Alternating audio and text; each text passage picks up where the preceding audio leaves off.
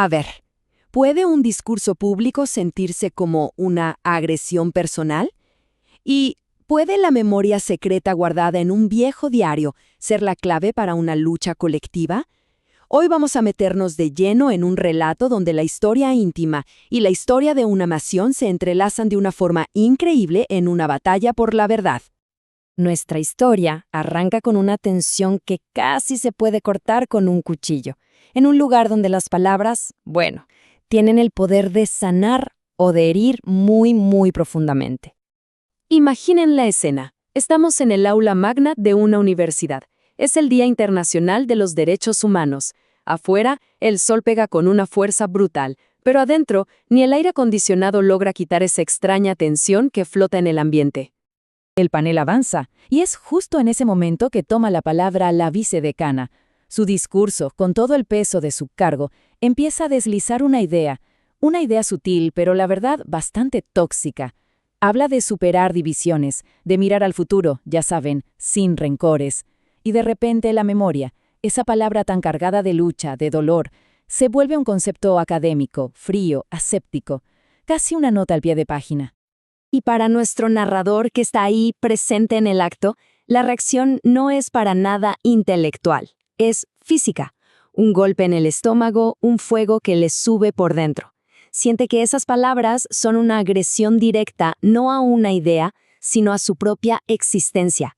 Y acá es donde surge la pregunta central de todo este relato. A ver, ¿por qué un discurso que suena hasta conciliador provoca una reacción tan violenta? La respuesta, créanme, no está en el presente. Está en la conexión profunda que existe entre la memoria pública y la historia personal.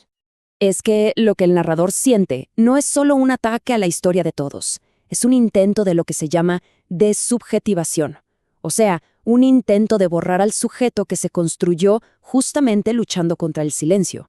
Es como decirle que su historia, su dolor y su militancia no tienen ningún valor.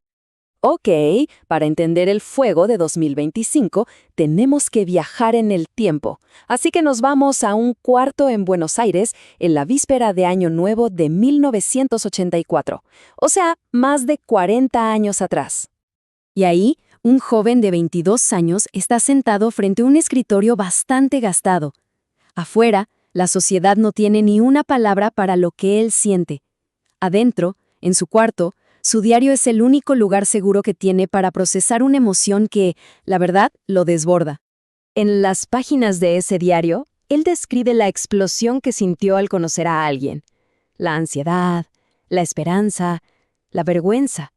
Son palabras que intentan darle forma a un deseo que la cultura de esa época lo obligaba directamente a callar. Y esto es crucial. Ese diario no era un simple registro. No, era un trabajo activo, una militancia.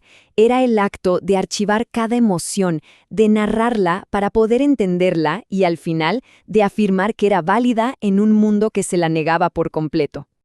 En medio de toda esa represión y silencio, esta simple frase, escrita en secreto, es un acto de resistencia pura.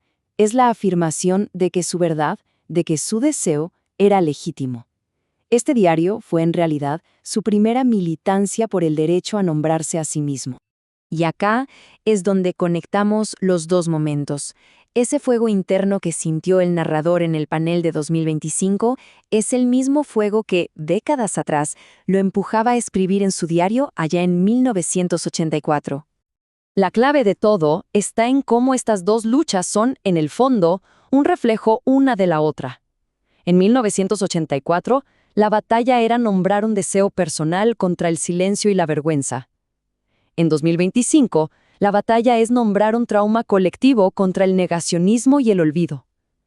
Las herramientas de opresión y los actos de resistencia son exactamente los mismos. Por eso, el discurso de la vicedecana se sintió como una agresión, porque al pedir mirar al futuro sin rencores y vaciar la memoria de su contenido político, lo que estaba intentando era devolverlo a ese silencio opresivo de 1984. Básicamente, le estaba diciendo que toda su lucha, tanto la íntima como la pública, no valía nada. Bueno, volvemos al presente, a ese panel en Salta. ¿Qué hace el narrador con todo ese malestar, con esa angustia que le quema por dentro? Toma una decisión militante. En lugar de quedarse con ese rechazo en silencio, abre su computadora y transforma esa angustia en un acto público, la escritura. Convierte el dolor en una palabra que resiste. Y aquí redefine la memoria de una forma muy poderosa. Dice que no es un ancla que nos ata al pasado. Es el motor, la energía vital que nos impulsa a construir un futuro. La misma energía secreta de aquel diario de 1984 es la que ahora exige que el trauma colectivo sea nombrado y reconocido. El relato termina con una afirmación contundente. El cuerpo que desea y el que milita son el mismo. La sexualidad, la memoria y la política no son cosas separadas para nada, son parte de una misma lucha por la verdad. Intentar dejar la memoria atrás es simplemente imposible, porque es, en esencia, lo que nos hace ser quienes somos. Y nos deja con esta idea final, que es muy potente. La lucha por nombrar nuestra propia verdad, por más íntima que pueda parecer, es el primer paso, el indispensable, para construir una sociedad más justa para todos. El latido de un archivo personal puede ser en realidad el pulso de la historia.